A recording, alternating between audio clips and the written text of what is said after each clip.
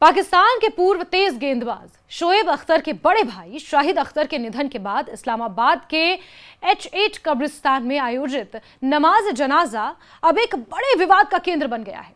इस जनाजे में जहां क्रिकेट, राजनीति और समाज के कई प्रमुख लोग शामिल हुए, वहीं कुछ ऐसे चेहरों की मौजूदगी ने अंतर्राष्ट्रीय स्तर पर सवाल खड़े कर दिए हैं जिनका संबंध प्रतिबंधित आतंकी संगठन लश्कर-ए-तौयबा और उससे जुड़े राजनीतिक संगठन पाकिस्तान मरकजी मुस्लिम लीग यानी PMML से बताया जा रहा है।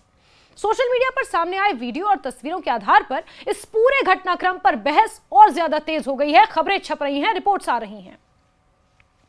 हालांकि इस मामले में शोएब अख्तर की ओर से सार्वजनिक रूप से कोई प्रतिक्रिया अभी तक सामने नहीं आई, लेकिन रिपोर्ट्स के अनुसार शोएब अख्तर के भाई शाहिद अख्तर के जनाजे में पाकिस्तान के कई राजनीतिक नेताओं, खेल जगत की हस्तियों और सामाजिक संगठनों के प्रतिनिधियों ने शिरकत की। लेकिन सबसे अधिक चर्चा उन व्यक्तियों की मौजूदगी को लेकर हो रही है जिन्हें सुरक्षा विशेषज्ञ लश्कर-ए-तौयबा और पाकिस्तान मरकजी मुस्लिम लीग से जुड़ा बताते हैं। पाकिस्तान मरकजी मुस्लिम लीग वो राजनीतिक पार्टी है जिसे लश्कर-ए-तौयबा अपने एक पॉलिटिकल संगठन के तौर पर पेश करता आया है। इन तस्वीरों और वीडियो के सामने आने के बाद यह सवाल उठने लगा है कि आखिर एक अंतर्राष्ट्रीय स्तर के क्रिकेटर के पारिवारिक कार्यक्रम में ऐसे विवादित संगठनों से जुड़े लोगों की मौजूदगी कैसे हुई। हालांकि पाकिस्तान से आ रही इस तरह की तस्वीरें कोई नई बात नहीं है। ऑपरेशन सिंदूर के दौरान की वो तस्वीरें अभी भी ताजा हैं, जब मारे गए आतंकवादियों के नमाज जनाजा में पाकिस्तान के कई सेना के अधिकारी और कई प्रतिष्ठित हस्तियां शामिल हुई थी। वहीं अब एक बार फिर से इस तरह का मामला सामने आया है, जहां एक अंतर्राष्ट्रीय क्रिकेटर के भाई के जनाजे के दौरान प्रतिबंधित आतंकी संगठनों से जुड़े तमाम प्रतिनिधि वहां नजर आए।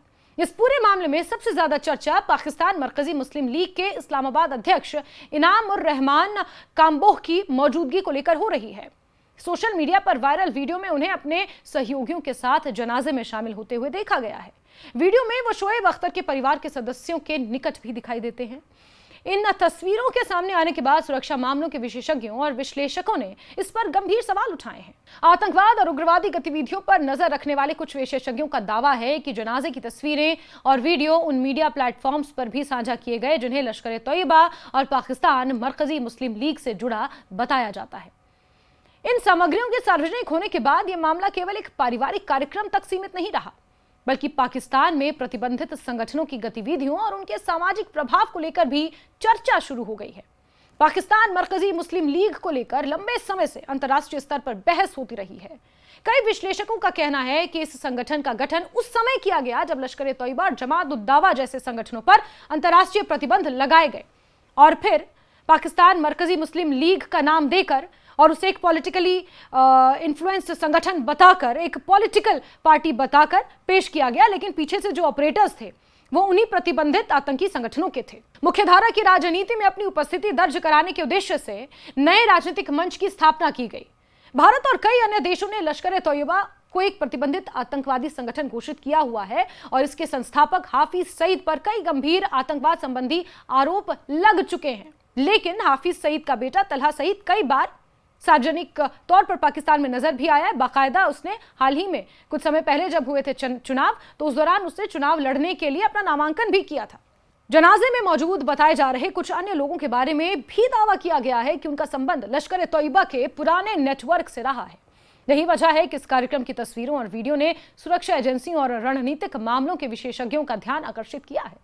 उनका कहना है कि यदि किसी सार्वजनिक कार्यक्रम में ऐसे व्यक्तियों की मौजूदगी दर्ज होती है तो उनके सामाजिक और राजनीतिक अर्थों पर गंभीरता से विचार किया जाना चाहिए। इस पूरे घटनाक्रम के बाद सबसे बड़ा सवाल यही उठ रहा है कि आखिर इन नेताओं का शोएब अख्तर या उनके परिवार से संबंध क्या है। क्या ये केवल एक सामाजिक या स्थानीय स्तर का संपर्क था या फिर इसके पीछे कोई और कारण है? इस सवाल का अभी तक कोई आधिकारिक उत्तर सामने आया नहीं है। शोएब अख्तर की ओर से इस विवाद पर कोई सार्वजनिक बयान जारी नहीं किया गया जिससे स्थिति और ज्यादा क्लियर हो सके। लेकिन विशेषज्ञों का मानना है कि पाकिस्तान में कई बार धार्मिक, सामाजिक और स्थानीय स्तर के आयोजनों में विभिन्न संगठनों से जुड़े लोग बिना किसी औपचारिक निमंत्रण के भी पहुंचते हैं। कुछ मामलों में स्थानीय सामाजिक संबंधों के कारण भी विभिन्न विचारधाराओं से जुड़े लोग ऐसे आयोजनों में शामिल होते हैं। हालांकि जब मामला किसी प्रतिबंधित संगठन या उससे जुड़े बताए जाने वाले व्यक्तियों का हो तो स्वाभाविक रूप से सुरक्षा और राजनीतिक दृष्टि से उसकी जांच और चर्चा बढ़ जाती है। इस मामले में यह भी उल्लेख किया जा रहा है कि पाकिस्तान के प्रधानमंत्री शहबाज शरीफ ने शाहिद अख्तर के निधन पर शोक व्यक्त किया था। इसके अलावा पाकिस्तान क्रिकेट से जुड़े कई पूर्व और वर्तमान खिलाड़ियों ने भी परिवार के प्रति संवेदना प्रकट की।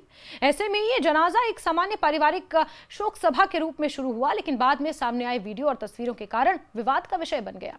सोशल मीडिया पर वायरल हो रही तस्वीरों और वीडियो को लेकर विभिन्न तरह की प्रतिक्रियाएं सामने आ रही हैं। कुछ लोग इसे पाकिस्तान में कट्टरपंथी संगठनों के सामाजिक प्रभाव का उदाहरण बता रहे हैं, जबकि कुछ का कहना है कि केवल किसी कार्यक्रम में किसी व्यक्ति की मौजूदगी के आधार पर संबंधों के बारे में निष्कर्ष निकालना बाज़ाब्ता वक्त होगा। सुरक्षा विशेषज्ञों का भी मानना है कि किसी भी निष्कर्ष पर पहुंचने से पहले फैक्ट्स की निष्पक्ष जांच जरूरी है। यह भी ध्यान देने वाली बात है कि अभी तक किसी सरकारी एजेंसी या न्यायिक जांच में यह आधिकारिक रूप से स्थापित हुआ नहीं है कि शोएब अख्तर या उनके परिवार का इन संगठनों से कोई संबंध था या है। वर्तमान में जो चर्चा हो रही है वो मुख्य रूप से जनाजे में दिखाई दिए कुछ व्यक्तियों और सोशल मीडिया पर प्रसारित वीडियो के आधार पर ही है। इसलिए इस मामले में तथ्यों और दावों के बीच अंतर बनाए रखना फिलहाल जरूरी है। इस घटनाक्रम ने एक बार फिर पाकिस्तान में प्रतिबंधित संगठनों की कथित सामाजिक और राजनीतिक मौजूदगी को लेकर बहस छेड़ दी है।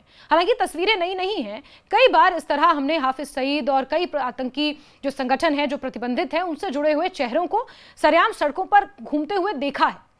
साथ ही ये सवाल भी उठ रहा है कि यदि किसी सार्वजनिक कार्यक्रम में ऐसे विवादित चेहरों की उपस्थिति दर्ज होती है तो उससे देश की अंतर्राष्ट्रीय छवि और सुरक्षा संबंधी चिंताओं पर क्या प्रभाव पड़ सकता है। फिलहाल इस मामले पर आधिकारिक स्तर पर किसी विस्तृत जांच या कार्रवाई की जानकारी सामने नहीं आई है, लेकिन सोशल मीडिया पर वायरल वीडियो और तस्वीरों ने इस पूरे घटनाक्रम को अंतर्राष्ट्रीय चर्चा का विषय बना दिया है। और पाकिस्तान जो ये दावा करता है कि आतंकवाद के खिलाफ उन्होंने कड़ी कार्रवाई की है, वो भी आतंकवाद से खुद पीड़ित है। ऐसे में पाकिस्तान के इस आतंकवादी विरोधी जो अभियान वहां पर चलाए जाते हैं, जिसका दावा पाकिस्तान करता है, उस दावे की पोल भी इस तरह की तस्वीरें खोलकर रख देती हैं।